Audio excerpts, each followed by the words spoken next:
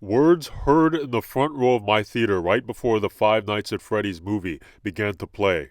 This is how I knew I was in the right place. The energy of excitement jolted in my bones as I prepped myself for the time of my life. Little did I know that right next to the famous Bite of 87, there would be the soul-crushing event named The Bore of 23.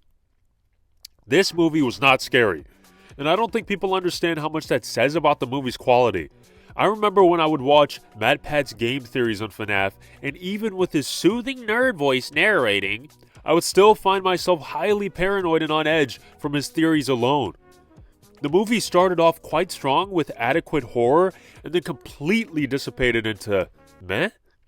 I speak on behalf of everyone who watched this movie that the only real thing that had our attention for most of the movie was Vanessa. And although I won't deny the Mike Schmidt thirst traps I've seen on TikTok, I refuse to further comment on them. The movie, I will admit, was enjoyable, but not in any real meaningful way. Everything was just lacking in the power that I expected to see from such a strong lore. I also had the movie spoiled to me all over TikTok, and the videos that had me laughing the most were the ones with all of them laying together on the floor, and the comments being filled with cheesy movie lines like, "He's right behind me, isn't he?" Or, "Turns out, the real Five Nights at Freddy's was the friends we made along the way." Hence the title of this video.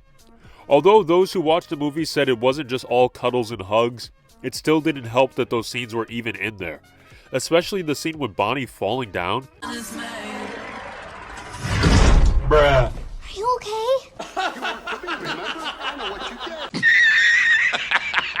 The entire theater was pointing and laughing at this goofy animatronic that was supposed to be the thing that haunts you in your nightmares. I wish this movie was A24 level of horror, but honestly, if A24 was handed this movie, we would have gotten a scene with all the animatronics sitting at a table, feasting on human body parts, while Foxy is humming his little tune. But maybe for the younger audience's sake, it's best that didn't happen. I just wish they stuck with the horror aspect for a larger portion of the film and never showed us the child souls in Mike's dreams until the end. Because seeing the child souls in the dreams, although kind of unsettling, it did diminish the horror quite quickly, so throughout the film you only really see the animatronics as their kid spirits. Now we'll talk about the positives. Now the few things that I did love about the movie is first and foremost Springtrap, aka William Afton. This guy did great in his role, even with his pipsqueak, "I always come back" moment. I always come back. People tried justifying this lame delivery with the fact that he was losing air from his spring locks piercing his lungs.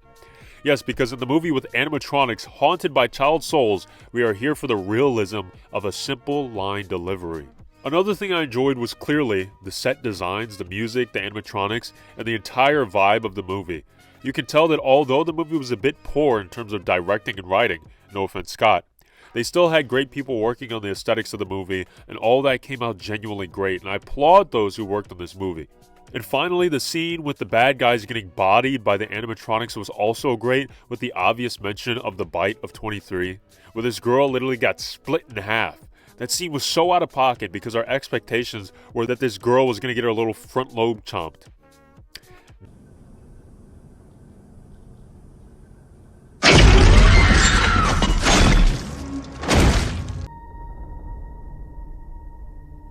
Was that the Bite of 87? Now we come to the real thing we're here to talk about. It's the cameos, right guys? Okay, maybe it's just me who's excited for the cameos.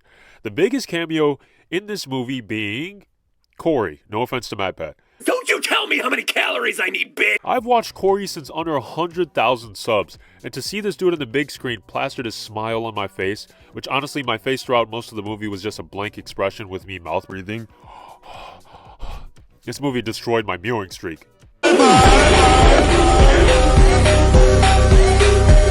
Matt Pat's cameo probably would have hit harder if I hadn't already seen it on TikTok, but still it was a nice thing to see, and I suspect most people already knew about these cameos since no one clapped when these guys were on the screen. Most people can admit that this movie could have been so much more than it was, but I'm honestly quite interested to see what they do with the next movie.